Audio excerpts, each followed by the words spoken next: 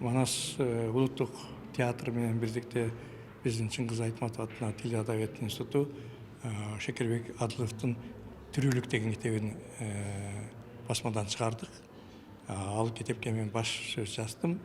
Баш сөз жазып калышымдын себеби ушул жаштардын эмгектерин өз учурунда чыгармачылык гүлдөп турган мезгилде баа берип, анан ары илимий объектиге салуу болуп эсептелет да.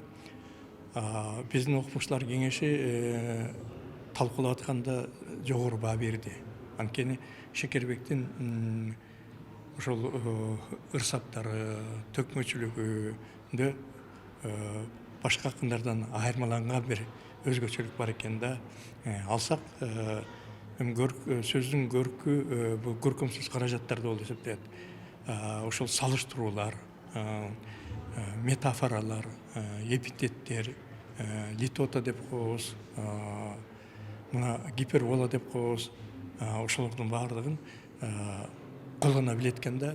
Колдоно билгенде дагы өзүнүн орду менен колдоно берет экен. Анан мунун ырлары уйкаштыгы дагы өзгөчө экен.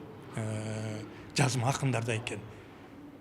Кээ бир акындарды биз ырдатып алсак, кагазга түшүрсөк, же ойду кармай албайбыз, же уйкаштыкты кармай албайбыз да. Мында баардыгы өз ордунда турат да. Анан экинчиден тематикасы ар түрдүү экен.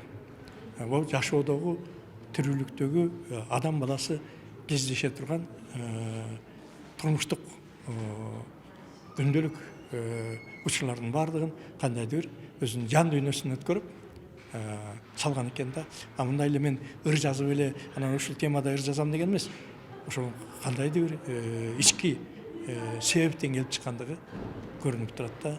Мына ошондуктан биз ушундай ырларды дайыма эпосторду, тиги поэтикалык саптарды өзүбүз жазып туралы деп атабыз да. Ошону демилге кылып, анан академиянын басылы эмес аркылуу, ат аркылуу чыгарып атабыз да.